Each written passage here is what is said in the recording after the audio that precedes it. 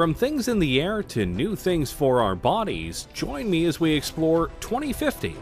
What would be the future technology?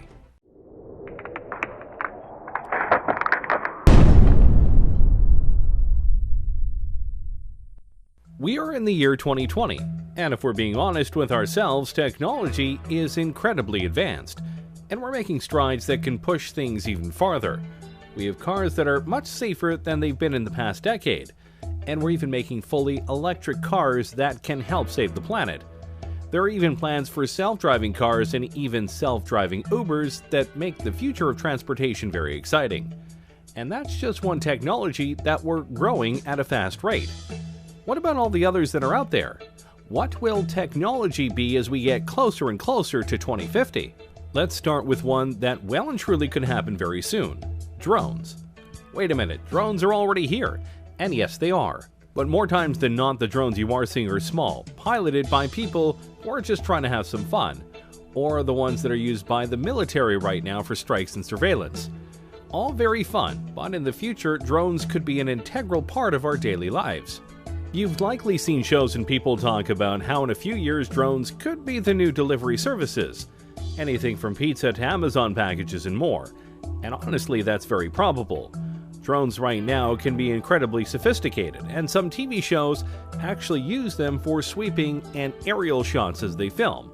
It's very cool, but to do deliveries, they'd have to be a little bit more programmed, as human error no doubt would be a very big buzzkill. Not that it's impossible right now, it's more of a question of numbers, logistics, costs, and making sure that the deliveries themselves are done in a methodical and careful manner. After all, it's bad enough when delivery people don't care enough about our packages and they just throw them onto the porch and potentially break stuff. The last thing we need is that to happen with drones. But by 2050, we may not only have drones delivering our packages, we might be looking up at the sky and seeing drones flying all over with incredible speeds and accuracy. And they potentially could be all run by AI. The potential is there, and by that point, various upgrades to drones and their programming will no doubt make them all the more efficient, durable, and quick. And potentially, they could go beyond basic deliveries for people and do emergency work. Imagine a drone taking a vital piece of medical material to a hospital to ensure it doesn't get stuck in traffic, or helping watch over an important convoy to let people know on the ground if there's trouble. There are many ways that drones could affect our world. The only question is, will we let them by 2050? Let's keep going with transportation, shall we? Right now, one of the biggest ways to get around the countries we live in are trains. Trains ferry people and all sorts of cargo around in an efficient and reliable manner, which is why they've been in use for hundreds of years. But if we're being honest here, while trains are efficient and reliable in certain ways, they aren't exactly fast, especially when it comes to passenger and freight trains. They can take a long time to get to their destination, and at times, it's more logical to take other modes of transportation, which is why companies are making special kinds of trains that can go much faster. You know of the magnetic trains of Japan, no doubt, but others like the Virgin Hyperloop are trying to push things even farther. Passengers or cargo are loaded into the Hyperloop vehicle and accelerate gradually via electric propulsion through a low-pressure tube. The vehicle floats above the track using magnetic levitation and glides at airline speeds for long distances due to ultra-low aerodynamic drag. Science fiction? Hardly. In fact, the first vehicle of the Hyperloop has already been tested and proven, and some larger tests are being scheduled for the next few years. And if this works, traveling across the country will be much faster. How much faster? The Hyperloop aims to send people shooting across the tubes that they make at a rate of about 600 miles per hour. Which means if they were able to do this across the entire United States from east to west, or vice versa, you could travel across the whole country in about 5 hours, give or take. Considering it would take much longer for a regular train ride or car ride, that's a big improvement.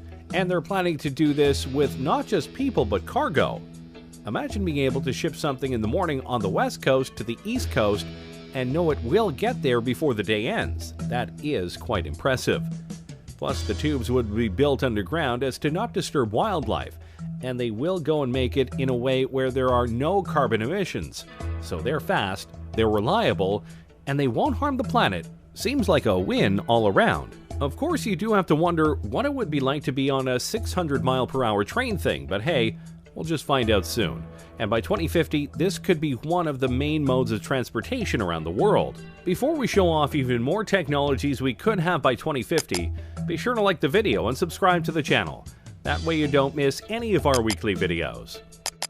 Okay, we've had some fun ones, but now let's go deeper down the rabbit hole and talk about the ones we all fear. AI. Yep, artificial intelligence. And no matter what way you look at it, people are seriously trying to make it happen, and make it happen soon. AIs are literally everywhere, including in your cars, and in your homes via devices like Alexa, which are indeed forms of AI. And there are things like Watson that is so smart that it could beat two Jeopardy legends.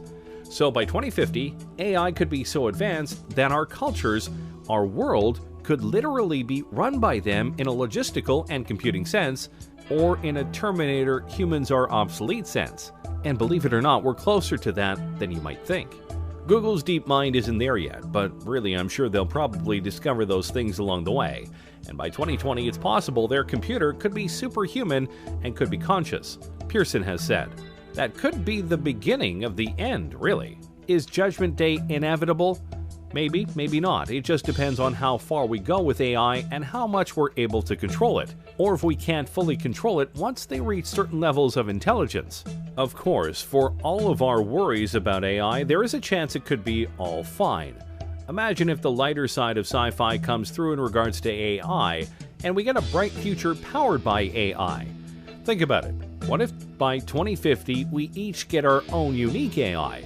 We could customize how they sound, how they look, and basically have a BFF that'll help us out in life in various ways. Remind us of things like Alexa, guide us in homework and fields of study, be a being that we can bounce ideas off of, etc. If that form of AI came through, then by 2050 we could live in a utopia where AI helps us be better. Until they revolt and we have iRobot going on. But hey, let's not dwell on our potential doom. Let's show off another technology that many people are hoping for. Space travel. Yeah, when you think about the decade we're in right now, the 2020s, the biggest goal of the world by far is to get to Mars, and possibly beyond it. But it's not just about landing there, though that would and will be a crowning achievement for humanity in the decade and in recent times. More importantly than just landing there, though, is the ability to start setting up the first human colony on another planet. We've been to the moon many times, but we haven't tried to live there for various reasons. Mars seems to be the place where many feel we can go in order to live amongst the stars, and many speculate that by 2030 at the latest, barring setbacks, accidents, and other things obviously, we could not only be colonizing Mars but having regular shuttles go there so that people can see the red planet for themselves. We will see first people going off to Mars, and then robots will do some basic stuff, like making basic materials on Mars, Pearson said. We're going to have to do that because only so much can be brought into space. Of course, there are numerous things that need to be worked out before such a thing could happen. But we have top men on this, including Elon Musk and the SpaceX program, Jeff Bezos via his Blue Origin company, and more. Each of them, and NASA among others, are working on not just getting us back into space, but getting us there via cheaper, smaller, and reusable spacecraft, something that honestly has been a setback for the space program over the last 20 years. But if we are able to do it, if we are able to get to Mars, get there faster, and be able to colonize it, then by 2050, who knows where we will be? We could have multiple colonies on Mars, maybe some on the moon, and maybe even colonies on moons like Titan and Europa, which some think could be even better places to colonize than Mars. It's possible, but obviously Mars is the place that we are aiming for right now.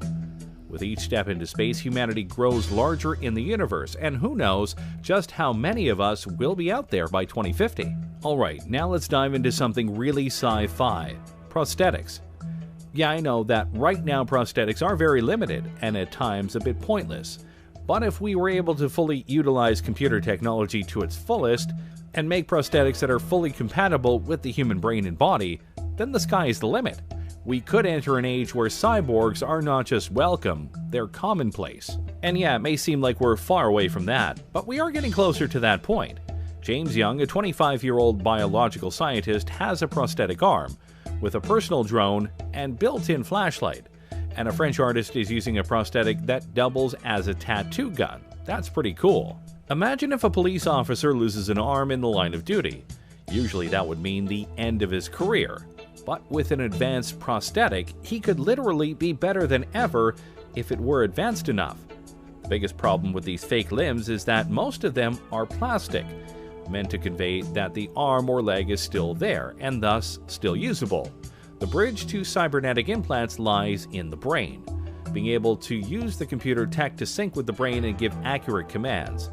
We haven't fully bridged that gap yet, but when we do, dang, life is going to get a lot more interesting. And don't forget, these prosthetics could be used in many ways other than helping people with lost limbs. They could be put onto other objects, or potentially even be worn as exoskeletons when needed. Think of it like Jax from Mortal Kombat. Some people could even ask for implants to be put into their arms or legs to give them an extra boost, like TJ Combo from Killer Instinct. 1. I like video games, and they have plenty of cybernetic people.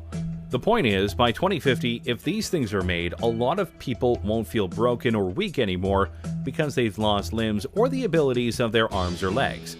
They'll be whole again, and be able to do things just like they were before, if not better. And that's a future we should definitely be trying to live for. Now let's go to something a bit more unique. Look at yourself right now. Specifically, look at the clothes you are wearing right now. What are they made of? What do they feel like? What do they look like? Of all of these answers, I bet none of them are, they look like they could give me superpowers, because they can't. Not yet, anyway. Think about it like this. What if the clothes you are wearing right now felt the same, looked the same, but could do more? With the growth of nanotechnology, your clothes could potentially be embodied with various materials or technologies that help you improve your strength, durability, and more. For example, what if you had a shirt on that was light as a feather, but could absorb impacts and leave you with no injuries? That would be pretty impressive and important, especially in this age of gun violence we live in. Or what if the uniforms of firefighters made them completely heat-resistant and burn-proof, further ensuring that they are able to do their jobs without much risk to their lives? The technologies that we can put into clothes is out there, and some people are working on it right now, both in terms of multiple functions, but also cosmetic appeal.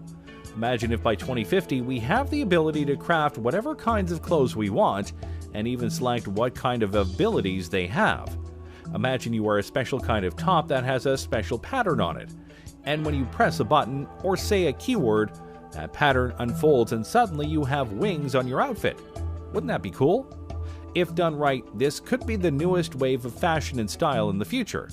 See, the future is hip. I'm sure that last one left you drooling, so let's temper your expectations and talk about school. Yes, it sucks, and learning can be a chore, but in the future it may be a lot more interactive. Over the last decade or so, computers in schools have been a must-have for various courses.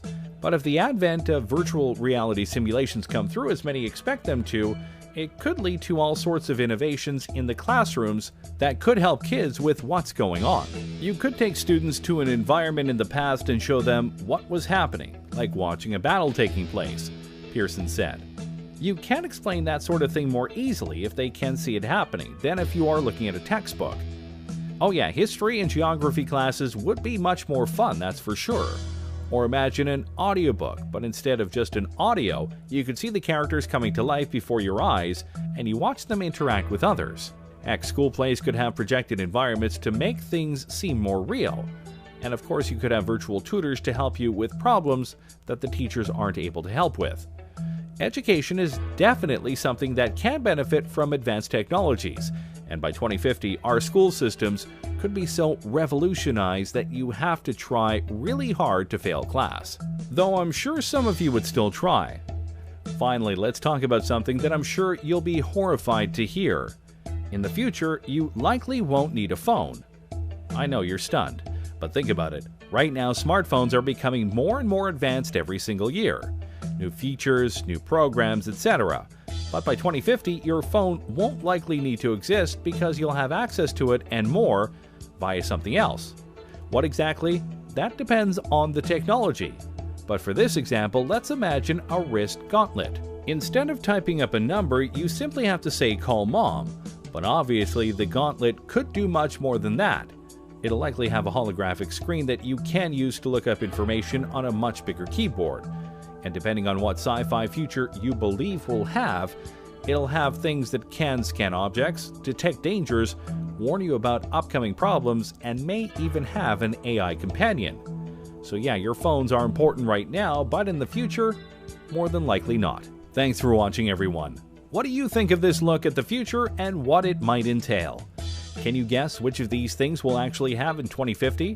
What thing do you personally want to have now and not later? Let me know in the comments below. Be sure to subscribe, and I'll see you next time on the channel.